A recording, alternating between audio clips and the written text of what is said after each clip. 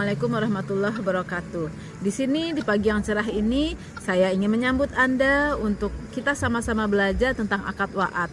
Nah, mungkin belum semua di antara kita paham dengan akad wa'ad ini. Mudah-mudahan video ini bisa memberikan pemahaman kepada kita dan bermanfaat buat kita semua. Selamat belajar. Mari kita sama-sama lihat video ini. Dasar pelaksanaan wa'ad adalah hadis Rasulullah Shallallahu Alaihi Wasallam yang diriwayatkan oleh At-Tirmizi berikut ini. Perjanjian dapat dilakukan di antara kaum muslimin kecuali perjanjian yang mengharamkan yang halal atau menghalalkan yang haram. Dan kaum muslimin terikat dengan syarat-syarat mereka kecuali syarat yang mengharamkan yang halal dan syarat yang menghalalkan yang haram. Nah, inilah hadis utama yang mendasari akad wa'ad ini. Banyak lagi hadis yang lain yang bisa Anda pelajari untuk memahaminya lebih jauh. Jadi, wa'ad pada dasarnya adalah sebuah janji. Nah, kalau kita lihat pengertiannya, wa'ad adalah janji dari satu pihak untuk melaksanakan sesuatu kepada pihak lain di masa yang akan datang. Janji atau wa'ad ini dalam transaksi syariah bersifat mengikat atau mulzim. Lalu apa bedanya wa'ad dan akad? Karena kedua-duanya sama-sama merupakan janji. Perbedaannya adalah bahwa wa'ad belum menimbulkan hak dan kewajiban hukum. Yang timbul baru berupa potensi adanya aset atau liabilitas di masa yang akan datang, tetapi belum terjadi. Sementara akad telah menimbulkan hak dan kewajiban hukum. Pada keuangan syariah, wa'ad ini diaplikasikan pada berbagai kondisi. Sebagai contoh, wa'ad yang ada pada akad murabahah, kemudian juga pada ijarah muntahiyah bitamlik atau IMBT, dan juga wa'ad dalam transaksi jual sewa beli atau sell leaseback. Ya. Kemudian juga wa'ad pada repo surat berharga syariah dan lindung nilai syariah.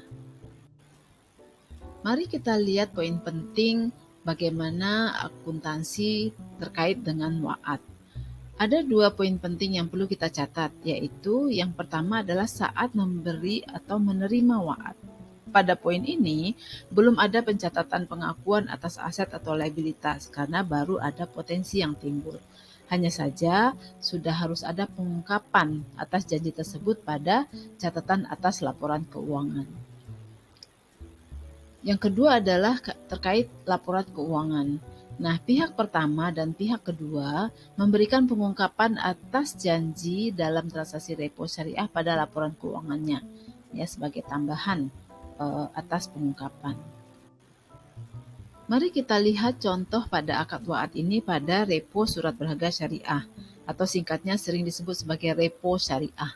Nah, repo syariah adalah transaksi penjualan surat berharga syariah atau SBS oleh pihak pertama kepada pihak kedua dengan janji atau wa'ad dari pihak pertama untuk membeli kembali SBS dari pihak kedua dan juga janji dari pihak kedua untuk menjual kembali SBS tersebut kepada pihak pertama di masa yang akan datang.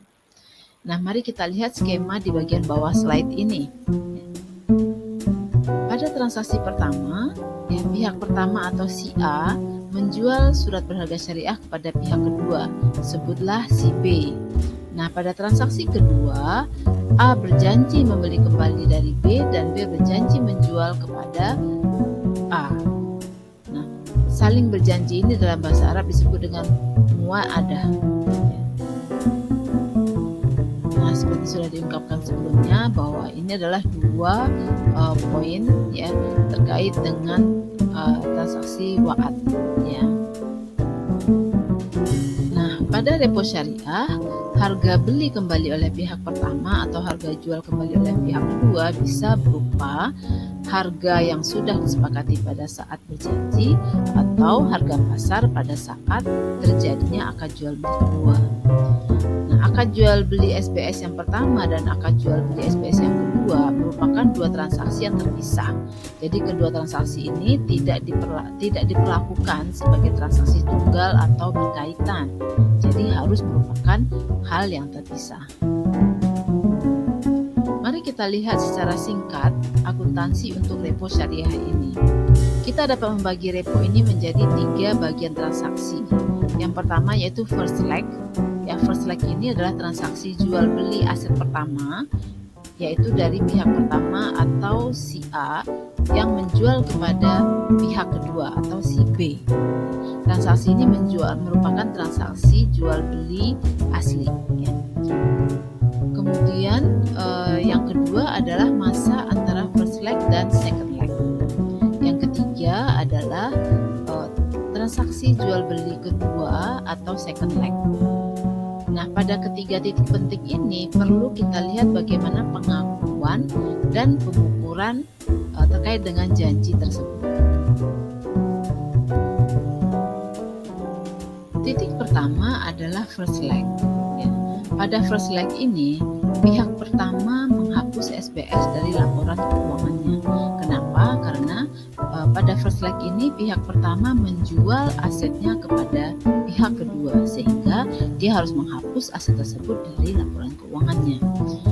Sementara pihak kedua, karena pihak kedua adalah pembeli dari asetnya, maka pihak kedua akan mengakui SBS pada nilai wajar dengan 3 alternatif klasifikasi sesuai dengan PSAK 71, ya, bisa dengan diukur pada biaya perolehan atau diukur pada nilai wajar melalui penghasilan komprehensif lain atau NWPKL, atau bisa juga diukur pada nilai wajar melalui laba rugi atau NWLR. Sementara itu pada periode antar leg, pihak pertama tidak mencatat apa-apa karena aset sekarang sudah dimiliki oleh pihak kedua, sehingga pihak pertama tidak memiliki aset sehingga tidak perlu melakukan apapun pada periode antar leg ini. Sementara pihak kedua adalah sekarang pemegang aset, ya, pemegang surat berharga tersebut, maka dia akan mengakui sesuai dengan klasifikasi pencatatannya. Apabila pihak kedua mencatatnya atau diukur pada biaya perolehan, maka surat berharga ini akan diukur pada biaya perolehan dan diamortisasi dengan garis lurus. Sementara kalau dicatat pada nilai wajar melalui penghasilan komprehensif lain, maka aset ini akan diukur pada nilai wajar dan perubahan nilai wajar pada penghasilan komprehensif lain, ya, pengakuan perubahan nilai wajarnya, ya, laba untung atau ruginya. Dan apabila diukur pada nilai wajar melalui laba rugi, maka aset ini akan diukur pada nilai wajar dan perubahannya pun akan dicatat pada laba rugi, yaitu mengakui penghasilan investasi berupa bagi hasil atau fee kepada sukuk atau dividen pada saham. Mari kita lihat pada second leg. Pada second leg ini pihak pertama membeli kembali dari pihak kedua, sementara pihak kedua sudah menjual kembali SBS ini kepada pihak pertama, sehingga sekarang SBS ini dimiliki oleh pihak pertama. Nah, maka pihak pertama lah yang akan mengakui SBS ini sesuai dengan klasifikasinya masing-masing. Apabila diukur atau diklasifikasikan sebagai diukur pada nilai wajar melalui laba rugi, maka SBS ini akan diukur pada nilai wajar dan selisih nilai wajar dan harga beli akan diakui pada laba rugi sebagai keuntungan atau kerugian. Sementara kalau dicatat pada biaya perolehan dan atau pada nilai wajar melalui penghasilan komprehensif lain, maka aset ini akan diukur pada nilai wajar ditambah dengan biaya transaksi. Bila nilai wajar dan harga beli yang disepakati di awal berbeda, maka selisihnya bukan biaya transaksi tapi diakui di laba rugi. Sementara pihak kedua akan menghapus SBS dari laporan keuangannya karena sudah menjualnya kepada pihak kedua. Nah, menarik bukan? Mudah-mudahan semakin paham kita tentang keuangan syariah dan memberi manfaat buat kita semuanya dan juga bagi lingkungan kita tentunya. Terima kasih atas perhatian dan waktunya. Assalamualaikum warahmatullahi wabarakatuh.